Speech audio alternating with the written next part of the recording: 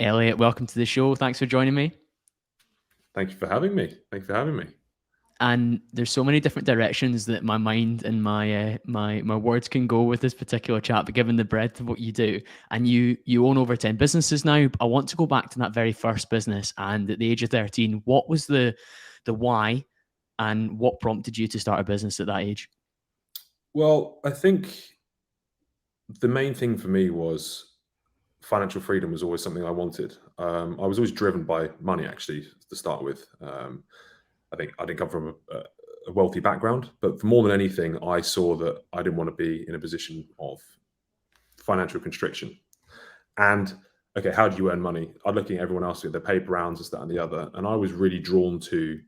I was lucky to be born around the era of the internet just starting to come to fruition. And what I've always been good at, that I've always prided myself on, is my ability to see patterns. And at the time, no one had websites, and I was like, this website thing, everyone's going to need one. Everyone's going to need one. And I thought, I'm going to learn how to make them. It can't be that hard. So my friend and I, we created a Warhammer website just as a bit of a test bed with Microsoft Front Page, it was at the time, the software. And we built this little Warhammer website because I was a massive nerd at school. And I was like, no, I can do this. I can do this. So then I started aggressively asking my parents for all of their friends they knew that run businesses, this, that, and the other. And ended up getting my mum's cousin who needed a website. And I did them a website. I built that in. And I hired my friend who at school who I asked to specialize in graphics. I was like, I'll do the coding, you do the graphics. And I'll pay you 50 quid. I negotiated, I think it was 350 quid for this website. So I was like, I'll pay you 50 quid. It didn't tell them the price, obviously. And one thing led to another. I built that website for that client, although if I look back at it now, it probably wasn't the best in the world, but they're still a client to this day, by the way. And from there, I realized that, okay, well, I can create something, I can sell something, I need an accountant, which is the next thing I did. And really, I was very quickly aware of the fact that it's not that hard to build a business. And I did this at 13. So it's creating a skill set that you're then able to sell to someone and then have the ability to sell to someone and then manage that and manage other people, which I did all in one go. And that was it. The rest was history. And at such an early age, and I suppose the whole identifying a need, like you said, spotting trends within the world. For example, at that stage, with the age of 13, I think, are you in early 30s, Elliot? I'm 31. Yeah. Yeah. So that in that era, like you say, most businesses didn't have the kind of primary website that they have now. So identifying that this needs to happen, and during that period, building a skill set that was going to become extremely valuable over the next few years. Like nowadays, people building a website that's probably so competitive, whereas then probably a lot less competitive, especially given the amount of effort that you would have to put into learn the coding aspect. Because, like you said, you joked about how hard can it be to learn to code? Probably pretty difficult. Yeah.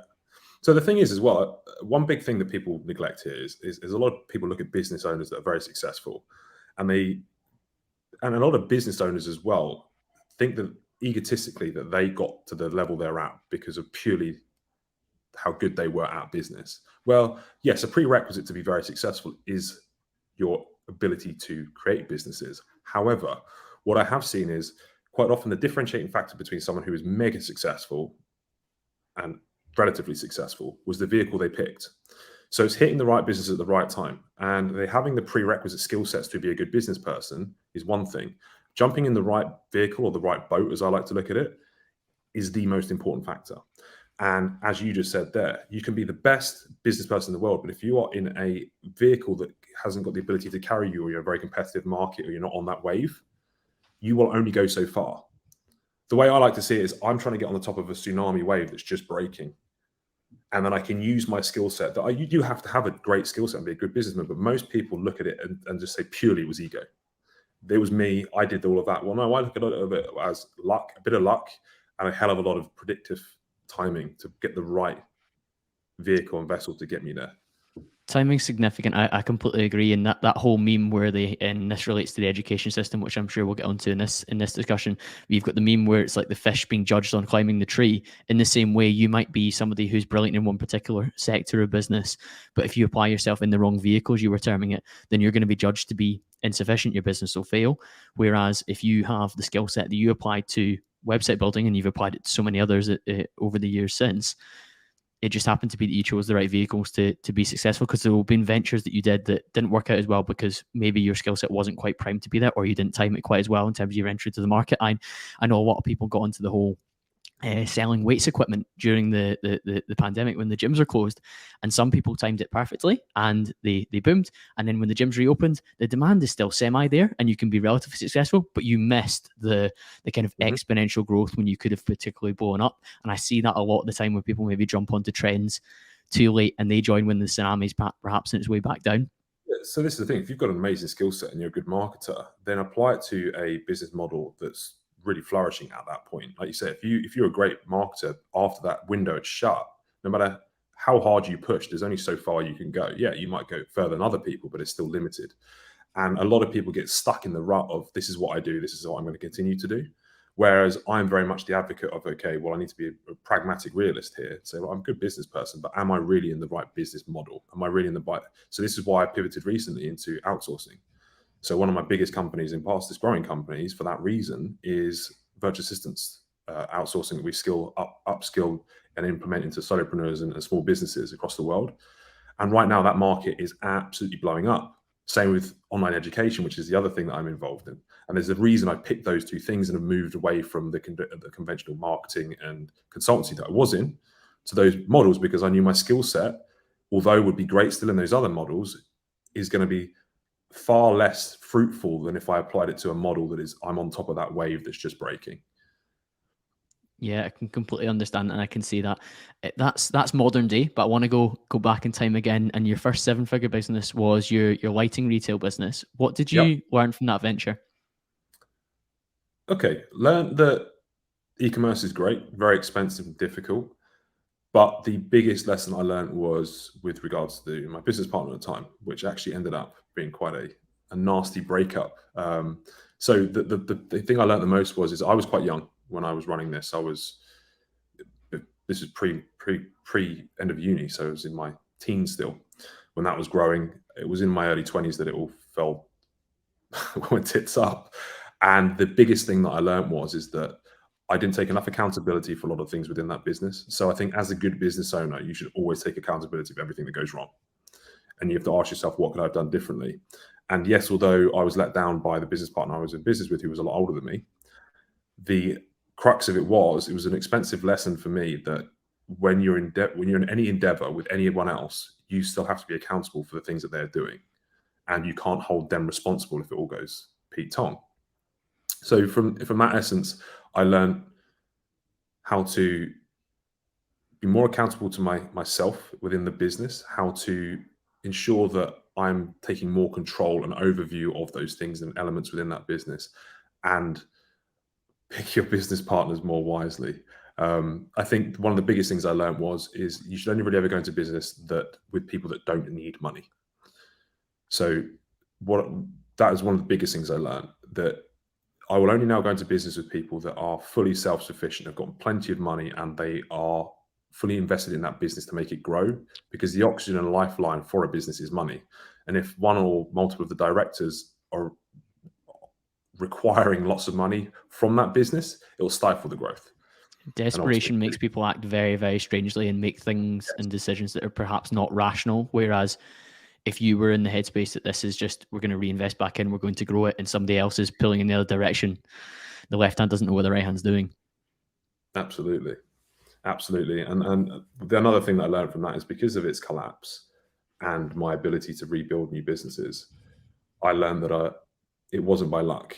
I think one of the big things that a lot of entrepreneurs run into is when they create one successful business, there's always a nagging thought in the back of your mind of imposter syndrome of, was there luck here? Was this a fluke? Could I do it again if I lost it all? And it's one of those things, when you get hit once, you realize you're not made of glass.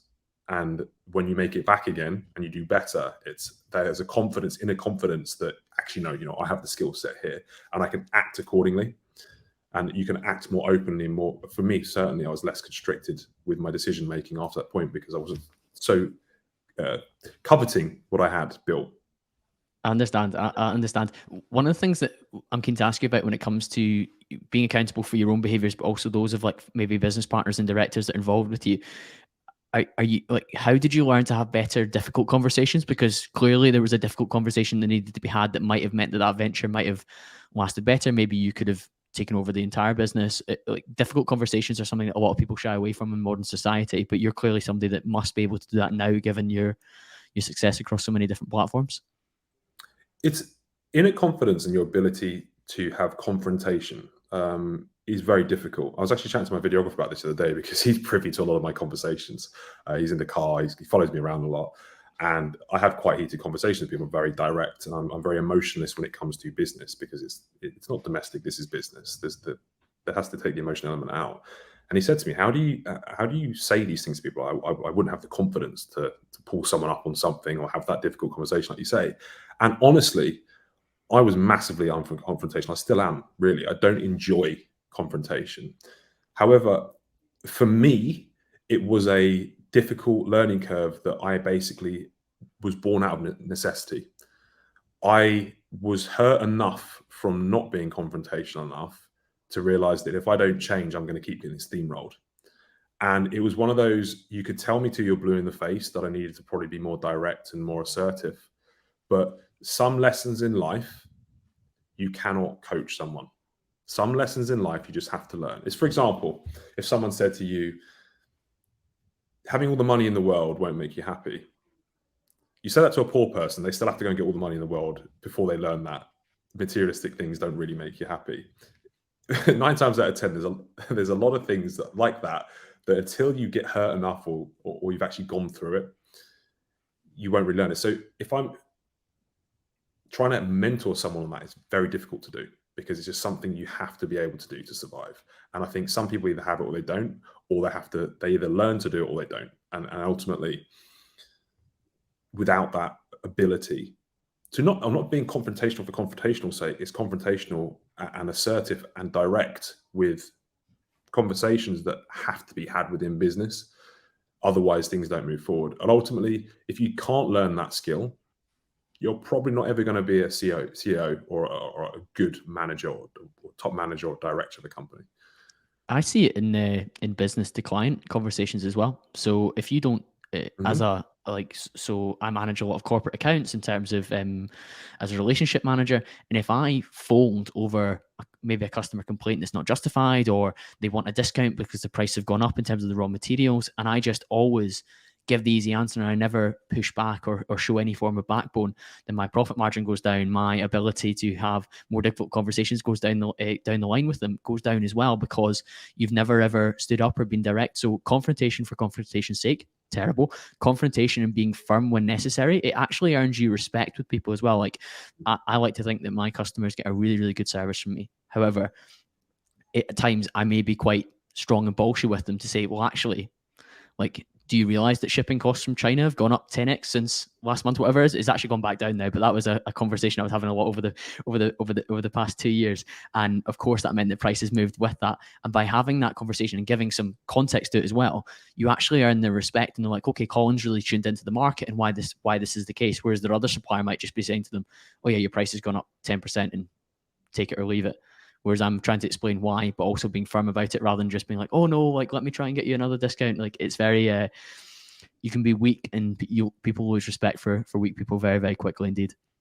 I think humans inherently want someone to take lead for the most part. And you're right. It's one of these situations, and it's something that customer-client relations is an odd one. People do tend to bend over for their customers.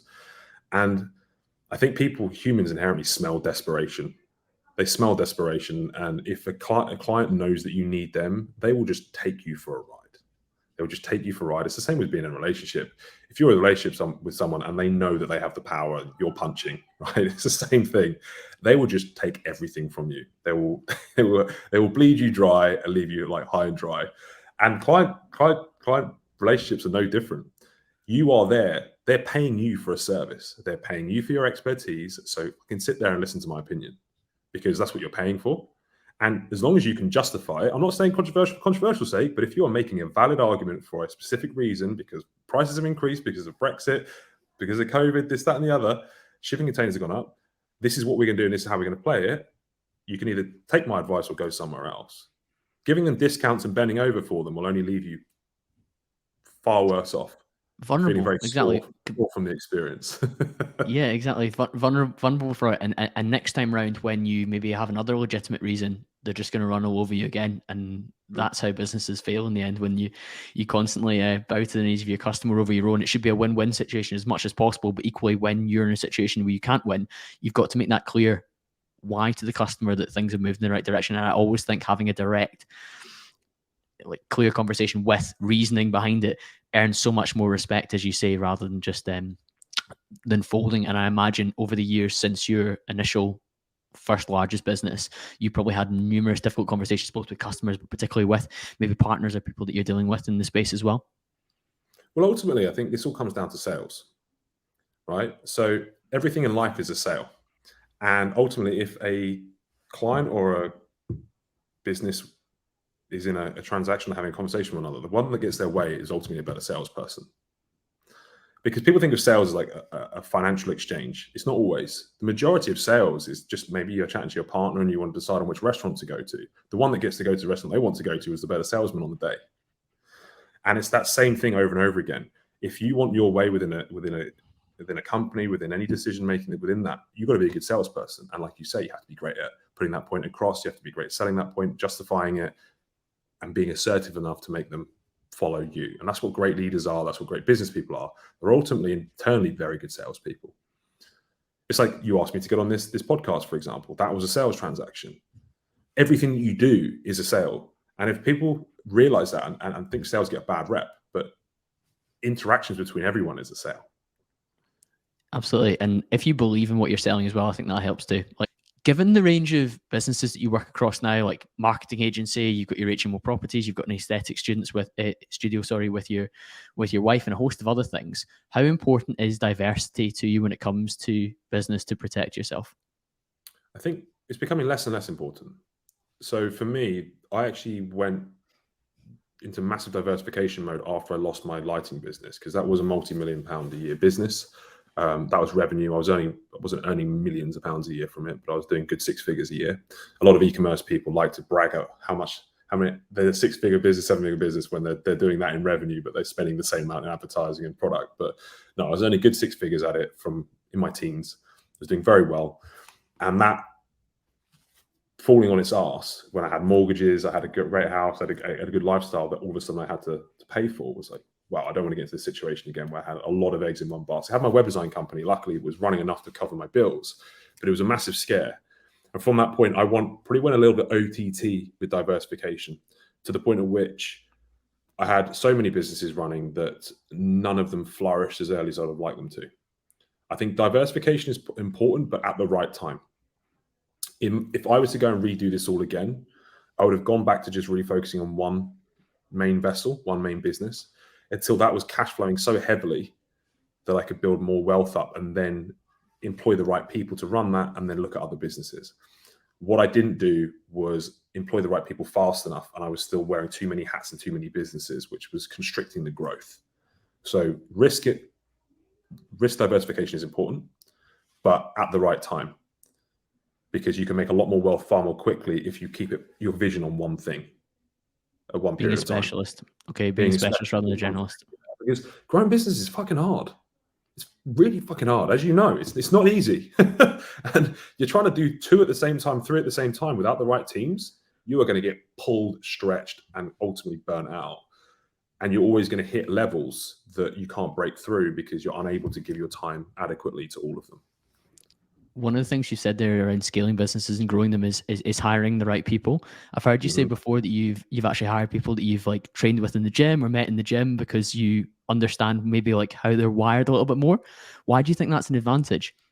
Well, I think most people can be trained to do the things within business. There is a certain amount of talent that's required for certain roles, but ultimately I need to see that someone has the ability to be consistent and make a sacrifice and push hard. And quite a lot of those talents and skill sets are displayed within the gym. So I know at the very least that person has the internal ability to do those things. So I think fitness comes hand in hand quite often with good business skills. And there's a reason that I mentor a lot of fitness coaches that are incredible at business, because they apply the same mindset to business. If you lay out the right path for them, they can execute hard. But finding good people is without a doubt the hardest thing within businesses, the number one hardest thing, but the most vital thing for business growth. So there's a correlation between the two. The things that are hardest gives the best results if done properly. That's normally the way of things in life. Yeah, definitely, definitely. And I think that's clearly a skill that you've got, given the physique that you built and the behaviors that you built as well. But what is maybe a skill that you've had to work on and develop more so than consistency and resilience and doing the things that you've told yourself you're going to do? My biggest skill set that I've had to work on goes back a little bit to what I said about my shiny object syndrome, is my discipline to say no to businesses and other things outside of the thing that I'm focusing on right there and then. It's not jumping from thing to thing and saying no. I am now in a position where I get presented with great business opportunities every single week. Not every day, but every single week, someone will come to me with absolutely something amazing that I would love to jump into bed with. And the thing that I've had to really work on the most is saying, sorry, I don't have the time to do that. That for me is the hardest thing, because I love business. I love making money. I love growing businesses. And there's a great opportunity there, but I'm like, well, I can't take my eyes off of this because this is important right now. I'd say that's the number one thing that I've had to work on and improve the most. What have you said no to recently that you might have said yes to previously? Property investments, other mentorships that are going on. I've had e-commerce business offers. I've had there was a business in a company in Europe that someone wanted to get involved in. So loads. I mean, I get them offered weekly from an investment standpoint, or to buy an equity, or to help run or set up. There's loads. But I love, and it's one of the things, it's difficult to say no. What framework do you have now? Do you have an official process you put things through, or do you use gut? What's the approach? Ultimately, right now, unless someone came to me with something that was unbelievably lucrative, that was this could be absolutely huge, or someone of note came to me, I'm not even entertaining things at the moment, because I'm so hell-bent with the outsourced company, my mentoring company, and all the other companies that are running. But those two things are requiring a lot of time and attention to grow, that I simply don't have time for anything else. So it's not even a discussion to be had. It's just a simple no, thank you. I'm sorry, appreciate the offer, but no, thank you. And that's the only way to do it. That's powerful. You just have to double down. And like, hard and fast rules are sometimes helpful. That's why, like, from a fitness perspective, sometimes particular diets that exclude certain foods actually are helpful, because you just have a hard and fast rule that filters out and just says, nope, that's not being eaten. Like, people debate the benefits of keto, and I've certainly never been able to stick to it or do it, but it does just exclude something. So you just say no straight away. So in the same way that you're hell-bent on these two particular businesses, while all the others are kind of operating at standard, it just means that no, any opportunities that come in, it's just a no. I don't eat that food. I don't get involved in those particular ventures. I think it depends on your personality type. So a big part of being a great business person, or great anything in life, is your ability to introspectively think and understand who you are and why you make decisions.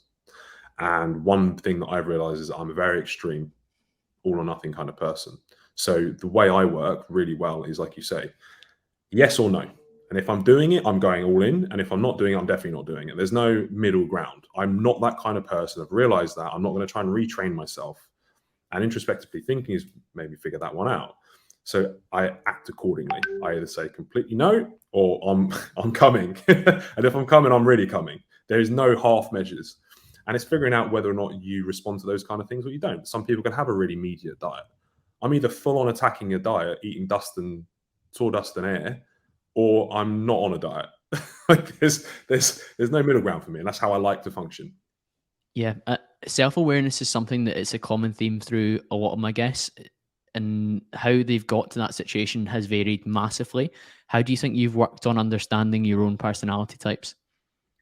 So I think some people are gifted with this. I've always been someone that introspectively thinks, and there's a danger there of overthinking as well. So a lot of people can be paralyzed by overthinking and too much introspective thinking.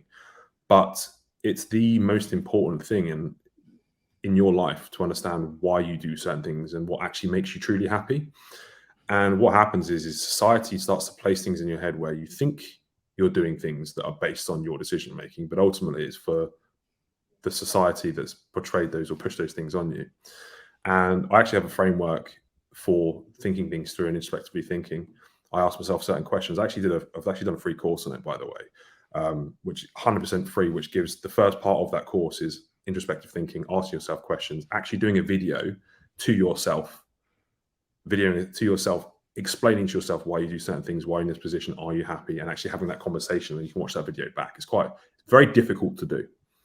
But the correlation I've seen between the most successful people and introspective thinking is that they are very good at it. They're very good at understanding who they are and why they're doing something. Because ultimately, you talked about when I was 13, why do you do something? Without understanding that, your motivation will fleet at some juncture. No matter if you're the most motivated person, it comes down to discipline and everything else. But having a strong why will really help you drive through those periods of turmoil, sacrifice, and suffering, because life throws those at you. That's all part of the journey. And introspective thinking and really figuring out why the hell you're there, you never get out of bed in the morning going, what the fuck am I doing this today? You don't have that anymore. You know exactly why you're doing that. And you know that you're actually on a path that's making you happy rather than wondering whether or not I'm actually really happy. And this is what happens with society. I think people have a curve, if you call that like your happiness curve or your fulfillment curve. And this is something that truly makes you happy. And then when you're young and you're a kid and you're not really influenced by outer things, you're quite close to that curve. You're on that curve for the most part. And it's all up and down because life is up and down. But we follow things and make decisions that keep us in line with that because we're not really taking other people's opinions and judgments and society's judgments into that equation. Then what happens is as you get a bit older, you suddenly start to get influenced by the things you're seeing and the people you're around and possibly trying to make them happier or please other people. Then you start to sway away from that curve, right? And there's a gap that starts to open up between how fulfilled you are and the things that you're doing to maybe satisfy other people. And that bit in the middle is what I call unhappiness or depression. And it's introspective thinking will help you realize whether or not you're actually on that curve that's veering away and making those hard decisions to pull yourself back onto that happiness curve to make sure you're making decisions for you. A lot of that's checking in with yourself and just making sure that the actions that you're taking are aligned with your values, your wants, and your desires. And I like that you suggest people to take a video of themselves because although you and I do lots of stuff like this, it still can be uncomfortable to look down a lens and speak, especially about yourself, about particular things. And when you verbalize those things and watch it back, of course, it could be uncomfortable. But I would much rather be slightly uncomfortable in that moment and experience the discomfort and the struggle of filming a video where I'm kind of maybe pouring my heart out or my desires to myself. Of course, it doesn't need to go anywhere, than live a life that's not aligned with where I am and have kind of micro discomfort every single day rather than like one big batch of maybe ripping the blaster off. And then from there, you can heal the wound, so to speak, if we're going to use a corny analogy, and move forward from there rather than every day just having little micro cuts away at yourself because you're doing things you don't want to do and you're not addressing it inside your head of why you're not making a change. You make a fantastic point, and that is the majority of people will sacrifice long-term happiness for short-term pleasures because it's easy to not face hard truths or make short-term sacrifices for a much longer, happier life. And it baffles me just how many people are happy to keep sacrificing long-term gains, long-term success for these little short-term wins. Like you say, going on a diet, for example, to be in better shape for the rest of your life. People don't want to go through that maybe 3 months to get in shape and be healthier for the rest of your life, or put a year's worth of hard graft into a business or upskilling yourself so that then you can earn above average for the rest of your life. And it's very short term. It's very short term. Yet people won't go through that short term suffering. They won't make a video on themselves because it's difficult right now. They won't get up and go to that course in the morning to learn that skill. They won't work over the weekends to gain that extra finance freedom so they can invest in something that's going to pay them passive income for the rest of their life. Why the hell not? I still can't understand the rationale of most humans. I think we sedate ourselves, particularly with modern technology. And before we hit record, you and I were talking about TikTok, and people are reaching out to instant gratification. So loads of social media, loads of booze, loads of drugs, loads of porn, whatever it is that their immediate kind of pleasure-seeking device is. And they get enough of those little micro hits throughout the day to decide that, yeah, I'm just going to keep doing the things that I don't really enjoy massively in terms of that. And I spoke to a gentleman called TJ Power, who I'm calling like the kind of British Andrew Huberman. He's a neuroscientist, so he's trying to bring that over here, which is excellent.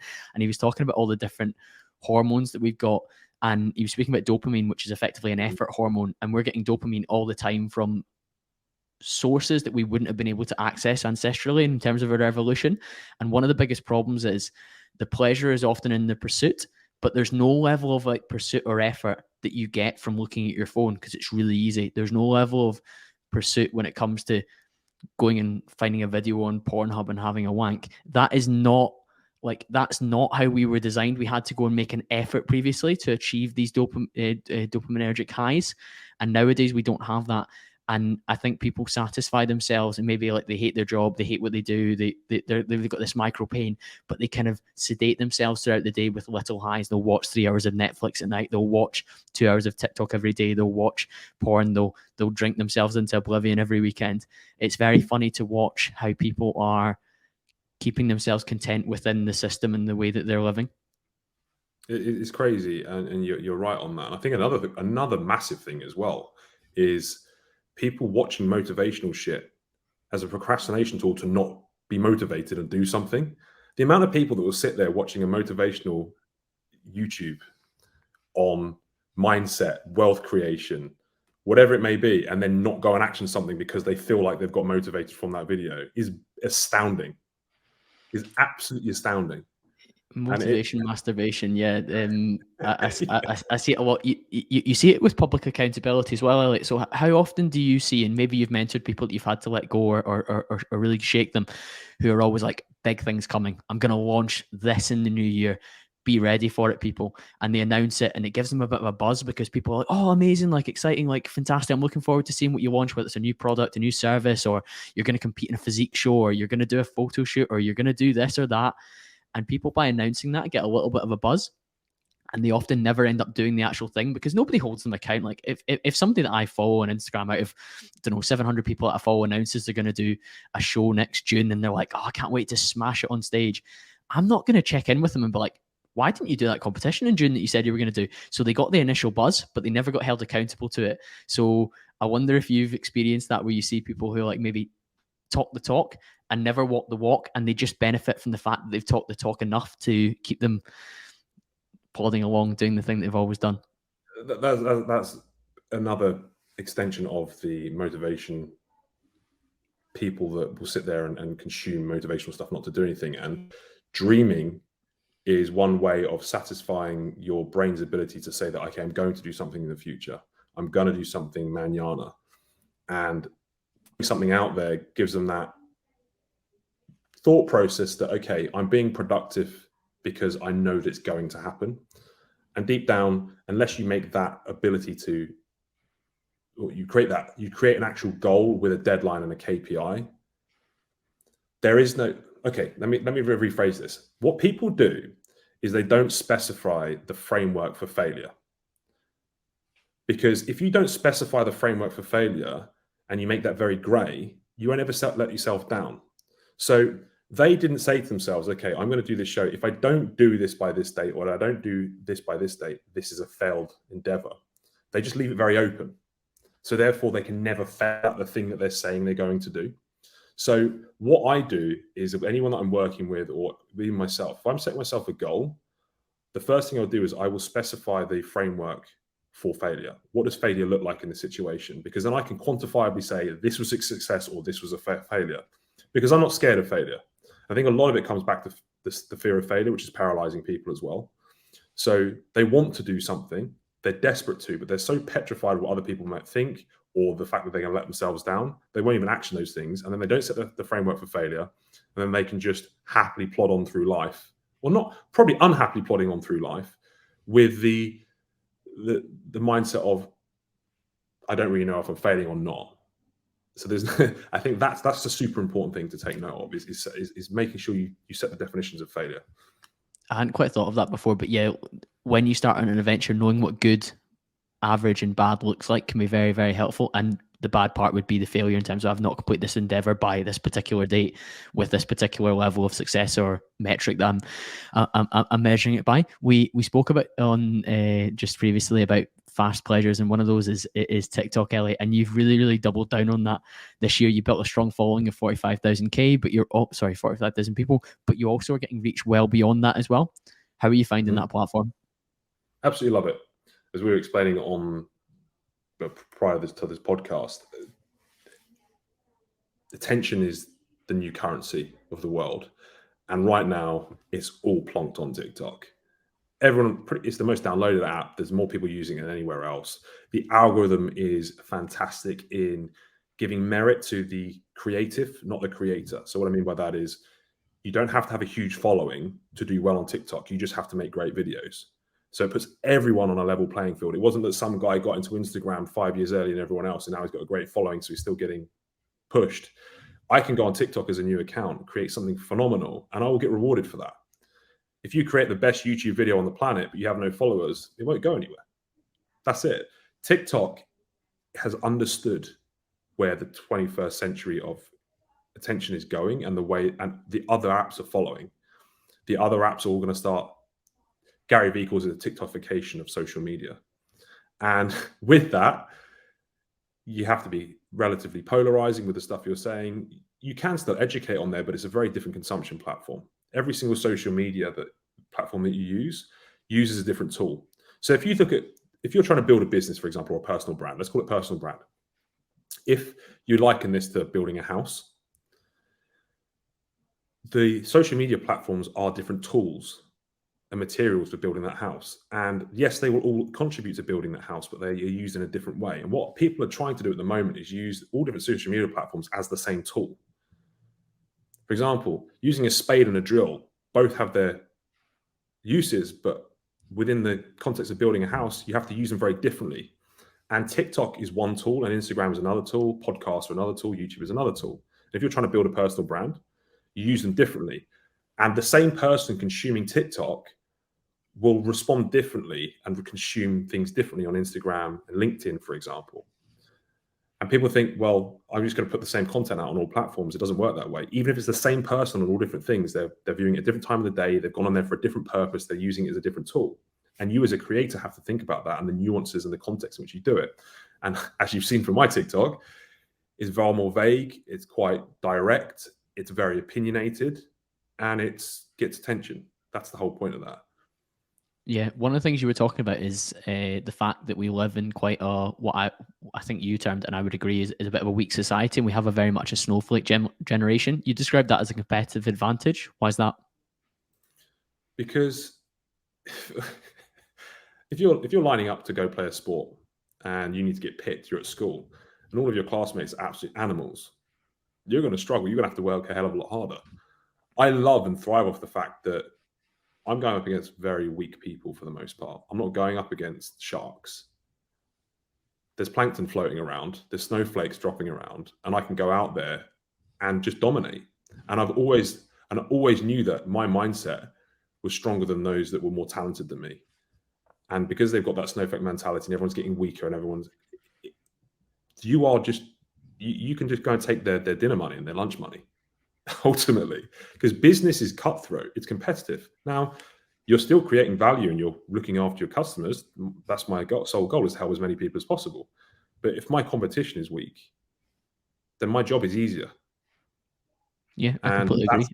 I think the sport analogy is perfect. Like, would you rather play against weak, unskilled players and you be able to take advantage of that and win? Yeah, of course you would, because you like competition, and that probably harks back to what you were saying at the start in terms of picking the vehicles and the areas that you compete in as well, because there might be particular industries you compete in that is full of people that are perhaps better and more higher skilled. But if you identify an industry to go into and you'd be like, listen, I'm going to be like one of the most hardworking, focused, skillful people in that area, I'm going to win 10x compared to if you go into a field that's maybe got even more competitors within it. So I would completely agree. And every year on my birthday, I've written like a list that I share on Instagram with my email list, like 28 things I learned at 28, 29 things I learned at 29, etc., etc.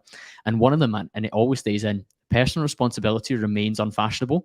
And as long as that remains the case, people that do take personal responsibility, you're much more likely to end up doing well than the people that just refuse to and just adopt a victim mindset at all times. Because while they are bemoaning the macro factors that are going on, and we'll definitely talk about the financial environment that we're in, you are just dealing with what you can deal with and taking as much accountability as possible, because during every previous recession, there have been people that have done well. And you can be one of those. And a lot of it will come down to how you are minded and the things that you choose to invest your time and your money into during that period. And that for me gives me quite a lot of, that makes me feel good. That makes me feel empowered. Whereas if I just bemoan the fact that, oh my God, it's so difficult at the moment, and I embrace a victim mindset and I embrace the fact that, oh, the price of energy is up, or whatever other factor I can bemoan, then I just become one of the pack that's struggling at the back. And I don't really see myself as someone that wants to be like that. And the kind of people that listen on a weekly basis to self-development podcast, they're not in that boat either, but they just need to hear sometimes that, listen, you can embrace personal responsibility and do the best with the tools in the environment that you have available to you at this moment in time. Absolutely. You just have to remember that the position you're in is completely 100% down to you. Fact. And you take accountability for everything that happens in your life. That's if someone breaks your heart, does something to you, other people's reactions. The first thing I will do is say, how could I have handled this situation differently to make this not happen? That is number one port of call that you go to. There's another element to this as well. So accountability is probably the main thing, like you said. Responsibility for the things that you take, and becoming anti-victim mindset. Victim mindset's the worst. It's poisonous. The other thing is social media has made people very entitled. So what you've got now is the new generations coming through thinking that things come easy because they're seeing some 18-year-old kid driving around a Lamborghini and having successful businesses. They didn't see the iceberg effect of that. And then as a result, they then go work at Lidl's for £10 an hour. I don't even know what minimum wage is nowadays. And they're struggling to work, and they're not driving around in a Lambo, but why not? And then don't want to work because they've seen how easy other people have it, and they're not like that. And the issue there is that entitlement then comes as well. So, well, I should have those things because everyone else has those things. I don't need to be working like this. This guy that's trading Forex doesn't do that. So there's a two-pronged part of this where there's no accountability, no responsibility taken. And secondly, there's an entitlement issue as well from the fact that everyone sees that all these people that are super successful because they see for most part, it's fake. But then you get the elite people that are just being shown, which is showing this a very skewed vision of what's reality. It's an amplifier effect, Elliot. Like the guy that drives a Honda Civic and works in a job that pays him £28,000 a year, and he lives in a relatively nice flat, he's not going to go viral on social media. His lifestyle and his content is not designed around that. So it's going to show young people relatively aspirational content. And yes, they can get into a loop where they're watching the motivational videos and not actually being motivated and going to a job that they dislike and a job that doesn't have room for scale. Because while, like, I'm sure there's people out there that work in a supermarket that are perfectly content with the way that goes, but it doesn't have the scale to allow you to purchase the things that you are deciding that you want to purchase, like in terms of like material desires. So I find that very, very funny. When you talk about things like personal responsibility and accountability, I've seen your comment section. It's quite funny. You have the opposite depending on what you say in the video. So you've got some comments that are calling you a Tory for talking about business and money and mindset and personal responsibility and pulling yourself up by your bootstraps, terms like that. And then I've seen others where you've been critical of Rishi Sunak and how he's avoided tax and his wife avoided tax. And then you were critical of the recent budget by Jeremy Hunt, and you've been called a Labour Party activist. I feel politically homeless because I don't feel either party really represents me in any shape or form. Where's your head at politically when it comes to these things? I don't put myself in a camp, as you don't really. It's not that. I have my belief systems and my morals and my ethics that I work towards and I push and believe in. And for me, I'm a massive advocate of Adam Smith, who is the inventor of economics. And he is basically someone that didn't believe in government intervention and that everyone pursuing their own best interest benefits everyone else as a whole. Let me quickly rephrase. Let me explain that for most people that haven't heard of that phrase before. So if everyone was being completely selfish and pursuing their own best interests, they'll actually benefit society as a whole more. Now, is very contrary to what we're taught in schools. And the reason being is to make money in today's society, with a few caveats like the financial system. I won't talk about that too much, but to make money, you have to solve problems. And the bigger the problem you solve, the more money you earn. So, for example, if I was to solve cancer tomorrow, I'd be the richest man on the planet. Now, if I'm selfish and I want to earn as much money as possible, by definition, I'd have to solve bigger problems and more problems. I'd have to hire more people. I'd have to give more jobs out. I'd have to create better things, solve more problems. So if everyone pursuing more money, they would end up making everyone else better off by result, because there'd be better services in the industry, and that's the free market. Now, that's very right-wing, Tories, you could say. But in essence, I just like the ideology of that. The political side of things gets in the way of that because they have intervention. They stop those things from happening. Now, there is an issue there whereby it's a survival of the fittest, and there isn't a redistribution system to people that can't fend for themselves and stuff like that, which I agree with, which you'd say that's left, that's Labour. So there is no... Trying to identify yourself and put yourself in a camp is very dangerous. What you need to understand is just having your own thoughts and processes and think freely for yourself. And this is what I'm trying to put out on my TikTok, is to wake up and get outside of the matrix and stop listening to the shit that these people are pumping out, because ultimately there's a big wild world out there, and it's not binary. It's not left or right. It's not 1 or 0. It's not right or wrong. It's a mixture of all of these things, and you need to live by your own rules. I'm on board. And I think anyone that can be put into one particular box by knowing one of their views, you can know all of their views. That's a very dangerous position to be in. So you there adopting slightly contrary positions where you're talking about like a safety net and support for and redistribution for people, while also extreme personal responsibility and pursuit of money and pursuit of finance to better yourself and those around you. That's actually very healthy that you're allowed to adopt slightly different positions on different issues and like how you see why the fuck not? Why the fuck not? Why can't I have my own views? Why can't I be in multiple boxes? Because as humans, what we always try and do is label things, because we understand the world by labeling things: black, white, man, woman, right, wrong. Nature and the world is very fucking complex, and there's a lot of gray and middle area. And very rarely does anything ever fit in one box. And what we're told in school and education is that's the case, and it's fucking not. There's not one right answer to anything, ever. Ever, ever, ever. There's always multiple answers, infinite amounts of answers that could be correct. And there's a whole scale of all these different things. And as soon as we allow ourselves to be free to move within different boxes, or just remove the box entirely, then we can all start working together much better and be more aware of everything that's going on, and contribute much more. Because like you say, it's dangerous to fucking box people, because then you have to conform even to things that you don't necessarily agree with, because you put yourself in a box and trying to label yourself with a particular group of people. Interesting. Absolutely. Funny you brought up Adam Smith. That was actually the building that I studied in at University of Glasgow. It's called the Adam Smith Building, and I did a politics degree, and some of his teachings were amongst that as well. So it's funny that you bring up Adam Smith. He's very well regarded economically, but of course there'll be people that would not like what he's got to say, because it is very much focused on do things as much for yourself. And there's a gentleman that I interviewed recently. He's like absolutely notorious for brilliant threads on Twitter, and his name's Sahil Bloom. And he spoke about different razors to use to like understand and cut to the answer of like why something's happened. And one of the razors is Hanlon's razor. So like if somebody acts like in a way that you don't agree with, that's like kind of caused you pain or whatever, don't put it down to malice, put it down to stupidity. But the next one that kind of goes below that is Machiavelli's razor. So rather than assuming that somebody's acting out of malice towards you, assume that they're acting in their own self-interest. And that for me is absolutely massive, because most people, whether they agree or not, they're acting in their own self-interest at times, or most of the time.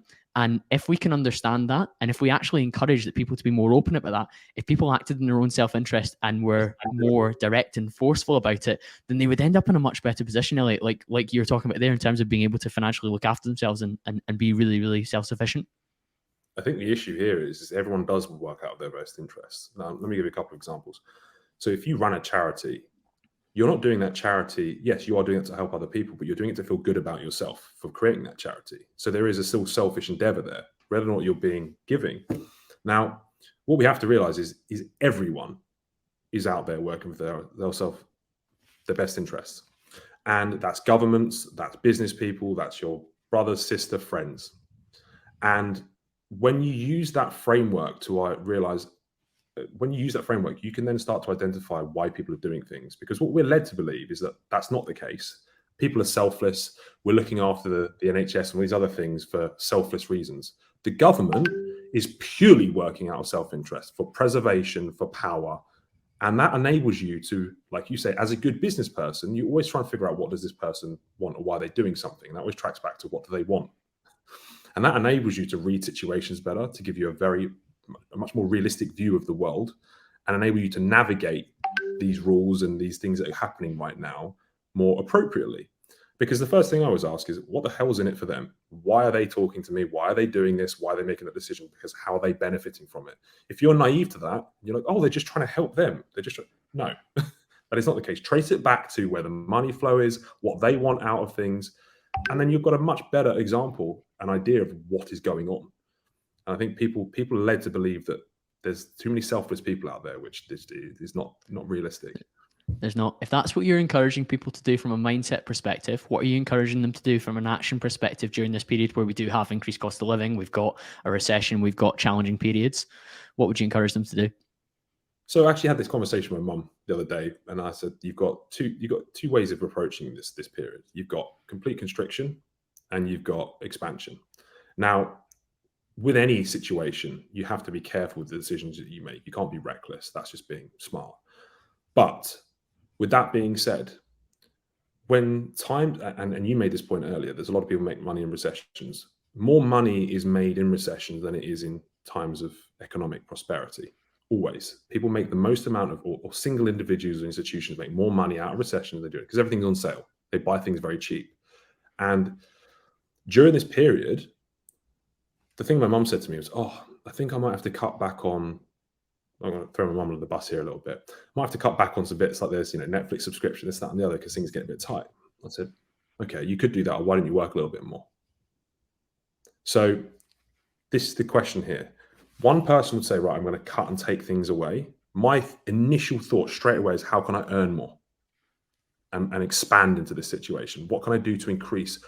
My first default is never to just chop, because that's easy. It's far harder to say, well, actually, do you know what? I'm just going to earn a bit more money to account for the fact that things are a bit tighter. And so right now, I'd be thinking about, how can I expand? Okay, what can I invest into myself? What skill sets can I put in place? Why am I in this position in the first place? And you talked about taking action. Am I in this position because I haven't taken action up until this point? And use this time for a bit of reevaluation. And another thing I will remind people of, and it's really healthy to remember this, is money doesn't disappear. It doesn't just evaporate. There's more money being printed all the time, and it's always available. Sometimes just a little bit harder to get hold of because people are coveting it more. But just because we're in a recession doesn't mean that money doesn't exist. And if you are going into a business, or you're still operating in a business and things are slowing down, it's not because there's no money there. It's just, you've got to work a little bit harder. You've got to be more resourceful. You've got to figure out ways of doing things. So constricting in that period is going to make it even harder to survive. And having that mindset of, okay, there's still money available. And unless you're Microsoft operating, this is for business owners as well, by the way, people that are trying to make their own money. If you're operating a very small business, and when I say small business, you're under £1 billion a year. So everyone that will be watching this, your market share in any industry is a speck. So all you have to do is take a little bit of market share from a few other people within that industry, and you can still grow even in a recession. The only time you're ever really going to struggle is if you're on Apple and you operate 80-90% of the entire market and that market contracts.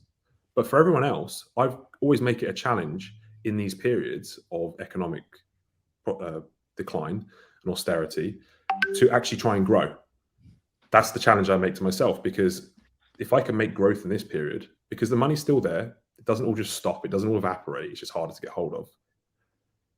I know that I can grow even more in good times. And it's that challenge. It's a powerful mindset, isn't it? It's a powerful mindset and a powerful challenge. And when you speak about shrinkage and constriction, a lot of people got a lot leaner in terms of their lifestyle, but also businesses from 2019 onwards after we had the pandemic. So if you look at how businesses were spending pre that, and like you can even look at like oil companies pre the oil crashes as well, businesses are actually quite lean right now. And a lot of people are living quite lean compared to pre-pandemic. So if you are looking to cut, a lot of what you might have cut as like largesse or excess has already been cut. So like, what else is going to go down? Businesses have less office space than before. They have less corporate travel. They have less corporate expenses and events. these things are already cut back. What else is there to restrict? Like, are you going to cut your marketing budget further because then you're not going to reach any more customers? Like, there's so much that's already been stripped back. At some point, you need to hold the line, stop battening down the hatches and trying to outlast whatever period we're going to go through, and try and find ways to increase revenue, as you said, and increase like value to the market as well. Yeah, so an analogy I like to give is people are in a race car, and in times of austerity and shrinkage, they're trying to lose weight, and quite often they cut marketing. And I'm like, that's like throwing your engine out the window. It's literally like, we need to shut some weight. Let's throw the engine out. Well, that's the thing. That's driving you the business right now. Like, we need to be putting more into that. If anything, we need to be finding out more ways of expanding. And that's the way the mindset I've always approached it. It's scary as hell. It's scary as hell. But I've always found if you do what everyone else does, you lose. If you follow the crowd, you lose. I get more worried about putting money into things when everything is going well, because I know that is the mindset of everyone else, and that's normally the wrong thing to do. In history, the rich people always make money by doing the opposite of what everyone else is doing. And in this period right now, just going in on yourself and trusting yourself and building your skill set to be able to put more into that effectively is important. Because okay, another caveat here is don't just throw money into things willy-nilly. I would be investing if I couldn't invest into my marketing because I didn't have the skills and resources to. I'd either hire someone with a better skill set, or I'd invest into building my knowledge so that I can invest into that thing better and improve my engine rather than throwing it out the window. And that's the difference between an expansive mindset and a constrictive mindset. That's a huge point. Like investing into yourself, so upskilling during this period, whether like, and that typically that can be a resource of time rather than money as well. So we're all going to have the same amount of units of time, perhaps not the amount of expendable income as well. I find it alarming that people think that they can ride out this storm or this period, because economically, this is a very different recession in terms of its structural nature than anything that we've probably experienced in our lifetime, you and I anyway. And I saw a stat yesterday, actually, and I wrote it down for this podcast, but household incomes, when adjusted for inflation, are at 2013 levels, and they're not expected to return to where they were pre-pandemic until 2028. So if people are going to try and ride out in terms of, oh, my lifestyle creep will come back up, I'll cut back until the recession's over. 6 years is an awfully long time for you to think that you can ride out and have the same amount of available household expendable income that you had before. So something has to radically shift, whether it's you have a side hustle, you work harder in your work and you level up, you develop a new skill that makes you more valuable to yourself or your company. I think that is a far more incentivizing thing, rather than like, we're just going to ride out the storm, don't worry, we're going to make it through these next few months. It's not a few months, it's a very long period, and economically the system is very damaged, as we could do a whole podcast on. But using this period, as you were saying, to upscale and take action as much as possible in areas that can generate more revenue for you is probably as valuable a use of time as ever. Well, put it this way, even if you manage to survive this 6 years, it could be even longer. Depends on what the government does and how they correct things. But let's say you did manage to survive it. Are you going to fucking survive the next one? Because you're going to come out of this really, really damaged.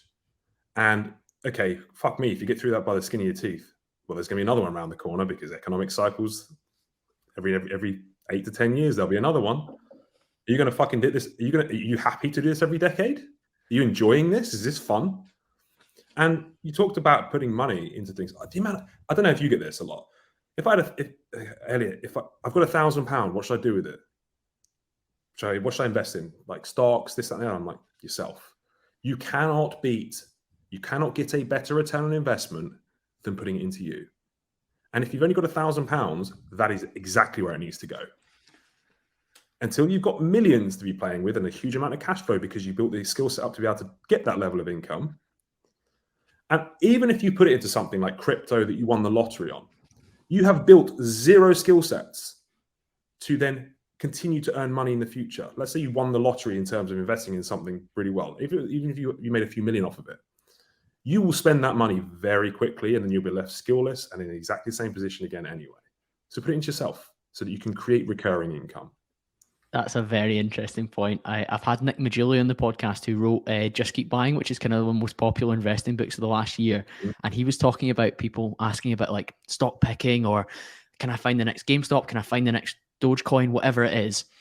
And he was saying, well, how much do you think you can invest? Oh, maybe like £500 a month. Great. Okay, that's £6,000 a year. If you get 10% returns on that, £6,000 a year, that's £600. You could work a couple of extra shifts at your friend's bar or whatever it is. You could sell a couple of things and make £600. If you're chasing 10% with a relatively low amount in the market, and that's not to discourage people from dollar cost averaging and building up what's in there over a period, but could you put some of that capital towards something else, or the time that you're using to pick the most exciting stock or the most exciting fund or the most exciting coin, put that into developing a skill that you can monetize, and then that money goes into the market and that compounds much faster? Because I would much rather be able to invest tens of thousands of pounds a year than hundreds, because that will add up much more over time, and it will matter a lot less what stock I pick, because eventually some of them will go in the right direction. So I find it striking that you're saying if you've got £1,000, put it into a course, put it into a mentorship, put it into something that allows you to upskill to then generate far more than £1,000, so that when it does come time to put into the market, you've got £5,000, £10,000, £8,000, whatever it is. It's a lot more than a multiple of 1,000. Well, I would just say this: if you put the money that it costs you to go to university now into yourself, you will buy skill sets that will make you millions. Period. Can you get that same return on putting it in a university fee or put it into some stock? No. It's because it requires hard work too. Because people like the idea of just throwing some money into something and making it back. And if that's your mindset, you're going to always be poor. Period. Yeah, I've got a couple of closing questions, Elliot, and I'm always keen to understand this from a successful guest. But what's a particular area of work that you do that you feel less pain than other people, meaning that you can do more of it and do it better? As in, what, in terms of how I am able to do Yeah, the what work? do you do in your day? So for me in my corporate job, I'm better on the phone. I'm better at presenting. Like I don't get stressed about it. I just turn up. I can make the calls. Okay. I can use a lot less bandwidth. What do you use less bandwidth than maybe your competitors or other people that you see in the space do? That So you're able to do? I pride myself on my ability to network and grow the companies and also manage people now. So front facing, I prefer vastly more, and I'm able to do a lot more than the back end working within the business. So I can do podcasts like this all day. I can talk all day. I can network all day. I can create content all day. For me, I love it because it's something I really enjoy to do. And I also see the benefit of it. Whereas if you got me sat on a spreadsheet or banging out graphics all day, I would struggle massively. I derive a lot of energy from things like this, and the ability to get out there and produce, for sure. Whereas some people would find it exhausting to turn up and be extroverted and clever and articulate and trying to push themselves forward, and they would be absolutely deadly with a spreadsheet or whatever else. They would be absolutely killing it, and they would want to dive into it all day. That is very, very interesting.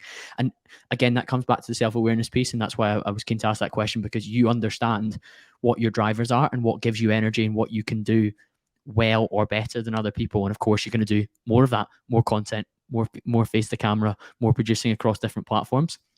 In terms of your success up until this point, obviously it's been fantastic, but what would need to happen in 10 years' time for you to look back at those 10 years as a success? You'd have to have learned from those individual businesses. So, as you know, I talked about before, that skill set and then getting the right vehicle. Every single business that I've done has taught me certain lessons and new skill sets. And now with the growth of this outsourcing virtual assistant company that I have, for the next 10 years to have been a success would have been to have packaged all of those different skill sets and applied it to this one business and made true impact in the world. That's what I want to have happened. And for those things to have come to a success, those skill sets would have to have been applied to that.